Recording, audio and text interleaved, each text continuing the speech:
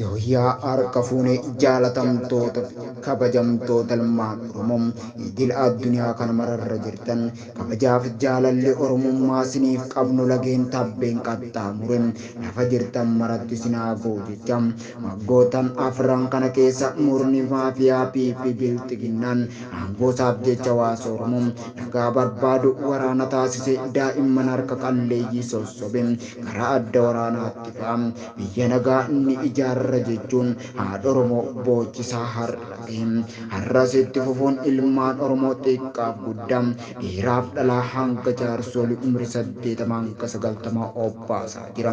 Oromiyaas dirree lolaa taasisaa jira. Kana keessatti namoota uummata Oromoo biratti kabajaaf jaalala guddaa qaban dabalatee gootota Oromoo kanneen onneen isaanii ilmaan Oromootti bilisummaa hawwisiisuu danda'u hedduu dhabnee jirra. Akkuma eebila 15 yaadannu gootota Oromoof Oromiyaa jecha lubbuu deebiin qabne kennan yaadachuun nurraa eegama. Har'aaf seenaa gootittii Oromoo kan lafti Booranaa biqilchite Oromoof Oromiyaaf laatte jaalbilisee diidoo seenaa ishee keessa waan xiqqoo kan isiniif ibsinu ta'a. Hanga dhumaa nu faana turan affeerraa keenya. Keessa kaatee hin falmattu maaftaata dabeessa kaatee hin falmattu maaftaata dabeessa gurguddaa xixiqqaa maanguddoota biyyaa beekaadhaaf wallaaltu hedduu dhabaa jirtam callisteetu laaltu hedduu dhabaa jirtam callisteetu laaltu garaa keessa kamtu boqotees teenyaan sammuu keessa kamtu boqonna argannaan ol deebite teessaa maaloo mana keessa ol deebite teessaa maaloo mana keessa bishaan mataa ga'e miilla kanan qabne maalumaaf wallaaltee du'a lammii keetti kan garaa jabaattee du'a lammii keetti kan garaa jabaattee kan ollaa keessa mana kee akka dhiisne ati maal hubanne biyya Oromiyaa godina Booranaa aanaa Guchii ganda Ireddaariitti bara 1997 abbaa isii abbaa diidoo duuba saattuu fi haadha isii aadde Gollicha Waariyoorraa dhalatte lafee dugda qabsoo bilisummaa Oromoo fi urjii lolaa keessa qabsooftu jaalbilisee diidoo bara dhaloota ishee irraa kaafte xiiqii fi jabina maatii fi naannoo irraa akkasumas quuqama Oromummaatiin dhanga'amanii hanga umriin ishee waggaa 15 ga'uutti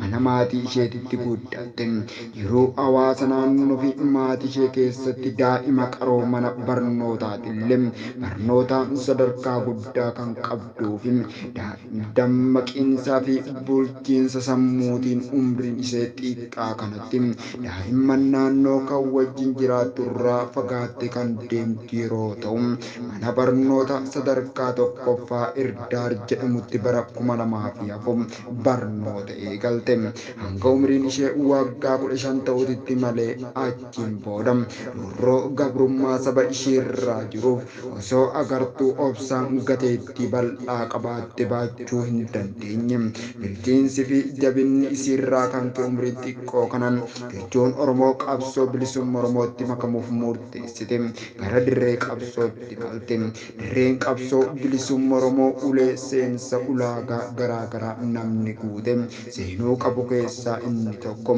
umrii yoo ta'u yeroo xiqqaate namni umrii waggaa 18 gadi dirree qabsoo seene injii dirqama qabsoo fudhachuun hayyamama waan hin ta'iniif jaalbiliseen akkuma dirree qabsoo geesseen umrii kanatti dirree qabsoo seenuun dhorkaa ta'uu fi gara manaatti deebite yoo xiqqaate waggaa 3 booda dhufuu akka qabdus itti himame.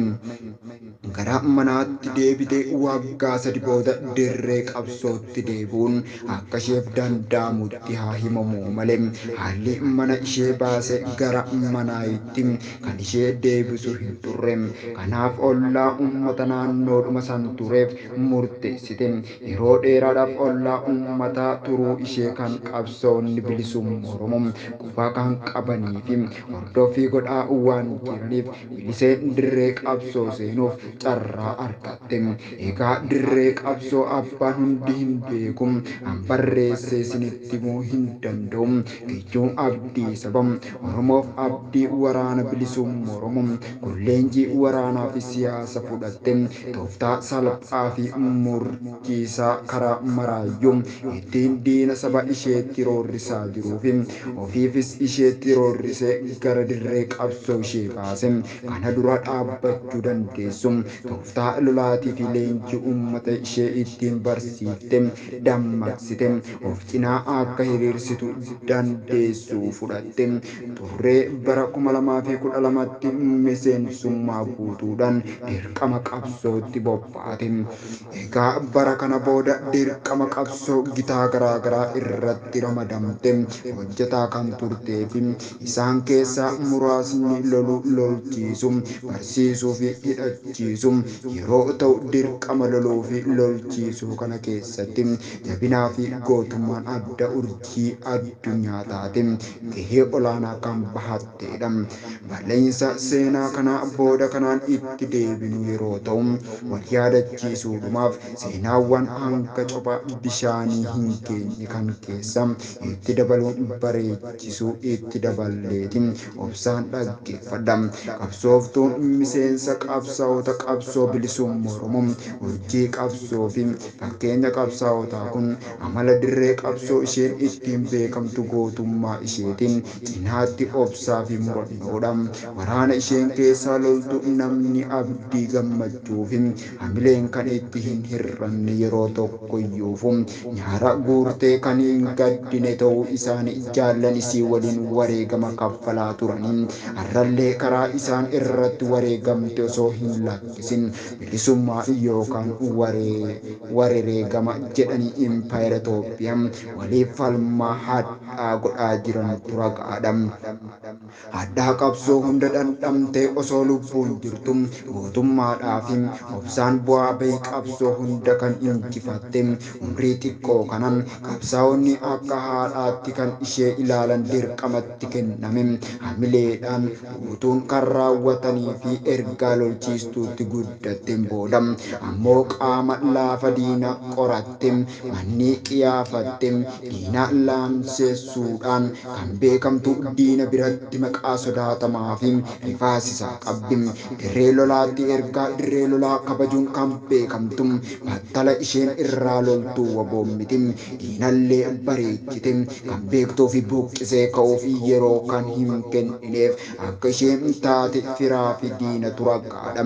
Jaalbiliseen yeroo feete uffata jijjiirratte dirqama dhaabaa raawwachiisuuf rifaatu takkaan alatti magaalaa yoo seentullee dirqama bobbaateen namuusa guddaadhaan guutumatti raawwattee deebuu kan ishee dandeessisu onnee akka gaara qabaachuu ishee irraan kan ka'e eessaan seente fi eessaan baate isiitu namni beekuu danda'u hin jiru.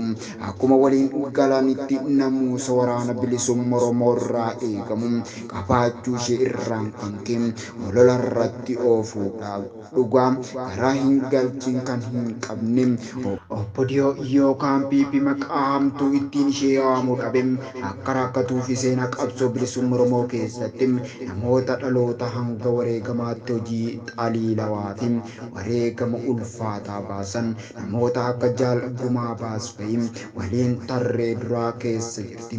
Sababni isaa Jaalbiliseen jireenya dirree qabsoo malee jireenya uummata jiraattee hin beektu. Umrii xiqqummaa lafti isiin itti jireenyaaf harka hin hiikkatte dirree qabsoo waan ta'eef seenaa akka galaana waraabamee hin dhumne kan hoggayyuu jiraatu kufaatiin warra darban keessa jirti. Waraana bilisummaa Oromoo gameessa zoonii kibbaatti gootittiin gaafa lolaa diina dura dhaabbatte hin beekne akka konkolaataa waraana fedhe qofaa ishii hammataan dhaabdu san haasa'uutti jirra. Egaa Jaalbiliseen diina akka summii hammaatti ilaaltee dhugumatti biliseen diinaaf summii hamtuudha. Diinni keessumaa kan godina Booranaa akka bineensaatti ilaalam dhugumatti biliseen diinaaf bineensaan oliidha. Jaalbiliseen diina akka waaqa sodaatam dhugumatti biloon diinaaf waaqan ol taate hanga dandeesse ajjeefte kan madeessite kan ammoo jiraa isaa harkaan qabde akka loonii maraachiftu. jirtudha. Jaalbiliseen yeroo garaa garaatti dirqama addaa fudhatte zoonii kibbaatti uummata Oromoo godina Booranaaf Oromiyaa guutuu keessa jiraattu mataa ol qabachiisaa turtee jirti. Magaalaa Mooyyaaleetti raayyaa ittisa biyyaatti uummata nagaa namoota 9 bakka tokkotti fixee jaalbiliseen oolee osoo hin bulin dirqama fudhatte bobbaate. Osoo torban hin guutin osoo dhiigni uummata sanii hin qoorin biqiltii konkolaataa makalaakiyaa 3 gaara godhuun olaantummaa diina cabsite. Mataa Oromoo Mooyyaalee keessatti ol qabachiifte. Mooyyaaleetti daangaan Oromiyaa cabee lola guyyaa 9 lola dhabamsiisee fi nuffisiisaa keessatti obsaa fi murannoon lolte lolchiiftee diina cabsite. Hamilee buufte gootummaa jabaan qe'ee Oromoof ulfina horte. Laaleetti akkasumas jaalbiliseen gaafa gootitti daangaan Oromoo cabe anatu Oromoof jira jette dirqamachuuf ofitti fudhatte. Gootummaan lolte lolchiiste daangaa Oromoof Oromiyaa kabaja gonfachiifte gammachuutti laatte. Seenaa jaalbilisee fi roorroo saba gabrummaatiin dhufee kan manaa ishee baasee fi ergaa ishee manaa baate immoo kan maatii ishee irra gahee turee fi bu'aa bahii tarreeffamee dhumuun nama rakkisu kan qabudha. Jaalbiliseen guyyaan ishee wareegama jibbaataa fi isa xumura kaayyoo ishee itti amantu walabummaa Oromiyaa fi bilisummaa Oromoo biyya ishee jaalattu Oromiyaadhaaf saba ishee jaalattu Oromoodhaaf akkasumas alaabaa ishee jaalattu kan dhoggayyuu qophii keessa hin dhaabne diimaa magariisa diimaa jalatti wareegama lubbuu kaffalte. Waggaa 2 akka har'aa waan ta'e seenan ishee irraa waan xiqqoo kan isiniin godhuuf fedhee waan dubbataniif galatooma. Jaalbilisee Diidoo seenan ishee dhoggayyuu jiraataadha. Barreessee kan qopheesse Jaal Caalaa Booruuti. Akkasumas sagaleettii kun kan si qaqqabsiise Jaal Ejersoo Wallooti. Egaa ilmaan Oromoo gootota hedduu qabu. Jaalbilisee qofaa miti. Jaallan hafanis tokkoof 2 maqaa isaanii yaamne kan isiniif qopheessinu ta'a. Akka dhumaatti kan faana turtaniif galatooma.